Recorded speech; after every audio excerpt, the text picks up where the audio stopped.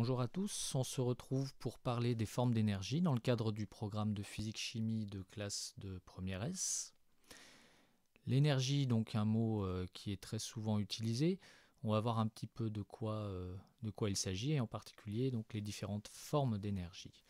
Alors un premier exemple, on retrouve sur tous les aliments, sur les emballages en tout cas, la valeur énergétique de ces aliments. Donc ici on le retrouve en première ligne avec l'unité de l'énergie qui est le joule.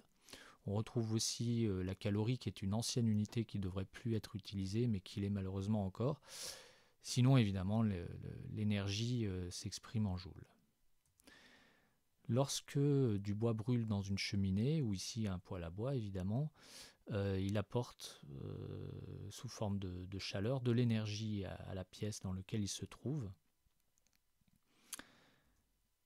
Une balle de tennis qui est lancée malencontreusement contre une vitre peut parfois la casser.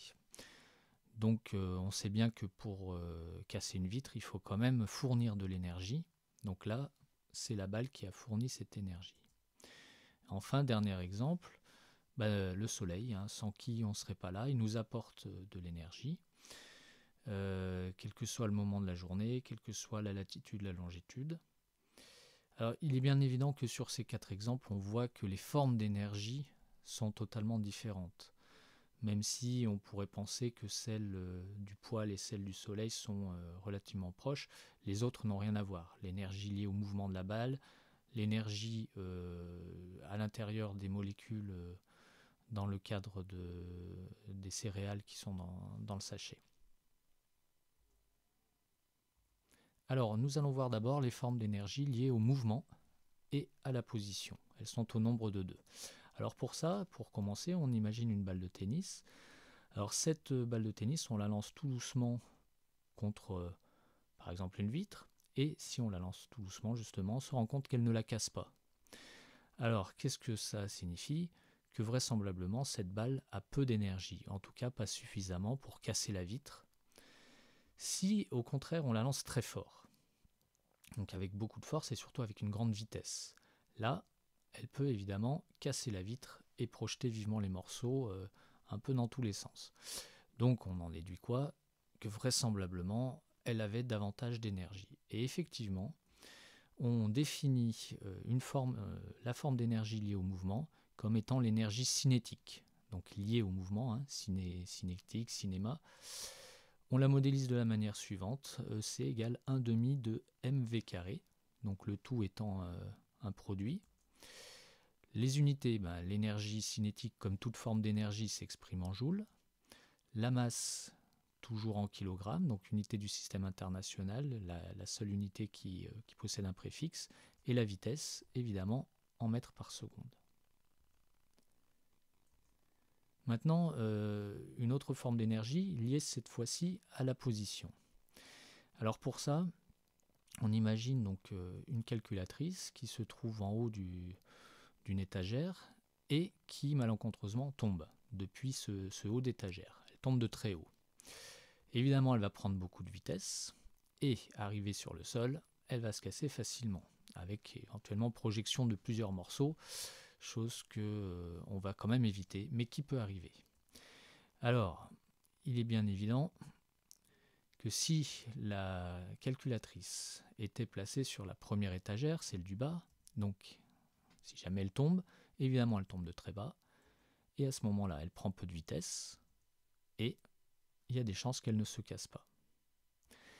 Ça montre une chose, c'est que la calculatrice a potentiellement plus d'énergie quand elle se trouve en haut, donc quand elle est plus éloignée du centre de la Terre. Alors on dit potentiellement parce qu'évidemment tant qu'elle n'est pas tombée, il ne va rien lui arriver. Mais si elle tombe, en tombant de plus haut, donc en étant plus éloignée du centre de la Terre, il risque d'y avoir beaucoup plus de dégâts. Alors on définit pour ça une forme d'énergie donc liée à la position cette fois, c'est l'énergie potentielle de pesanteur qu'on note EPP, et EPP vaut le produit M fois G fois Z, M étant la masse de l'objet, G l'accélération de la pesanteur, et Z l'altitude de l'objet. Les unités, évidemment l'énergie potentielle de pesanteur toujours en joules, la masse en kilogrammes, G en newton par kilogramme et Z en mètres. Alors on a regroupé ces deux formes d'énergie, donc potentiel de pesanteur et cinétique, en faisant la somme, en une énergie qu'on appelle l'énergie mécanique. Voilà, c'est la somme de ces deux formes d'énergie. Donc EM égale EC plus EPP, donc 1 demi de mv carré plus mgz. Alors évidemment, ce ne sont pas les seules formes d'énergie. Les autres, on va en voir quelques-unes, simplement, la liste n'est pas exhaustive. On va les qualifier d'énergie interne. Alors premier exemple, de l'eau. Alors l'eau peut avoir différentes températures, de l'eau froide, de l'eau chaude, donc on se doute bien que dans ce cas-là, l'énergie qui est à l'intérieur que contient cette eau n'est pas la même dans le cas où elle est chaude, dans le cas où elle est froide. Donc c'est l'énergie liée à la température, à l'agitation moléculaire. Deuxième exemple, vous les avez reconnus, des amandes. Alors les amandes, pourquoi? Parce que c'est un aliment qui est réputé comme très énergétique. Donc ces amandes, quand on les mange, elles nous fournissent de l'énergie. Cette énergie, elle n'est ni cinétique ni potentielle. C'est de l'énergie chimique, libérable par réaction chimique, comme la combustion. Alors combustion si on les fait brûler à l'aide d'une allumette, ou bien combustion à l'intérieur des cellules. Dernier exemple, on imagine là un ressort. Ce ressort, on peut le comprimer. Et quand il est comprimé, donc il va emmagasiner de l'énergie. Pourquoi? Comment on le sait? Tout simplement, si on met une petite bille au-dessus du ressort et qu'on relâche le ressort, il va propulser la bille. Donc il va donner son énergie à la bille. C'est bien qu'il en a emmagasiné. Cette énergie, on la qualifie de potentiel élastique. Le ressort peut ensuite la restituer. Il est bien évident que ce n'est ni de l'énergie cinétique, ni de l'énergie potentielle de pesanteur. Donc voilà pourquoi on la classifie dans l'énergie interne. Donc l'énergie interne, c'est lorsque on la qualifiera comme ceci, lorsque c'est une forme d'énergie qui est ni cinétique, ni potentielle de pesanteur.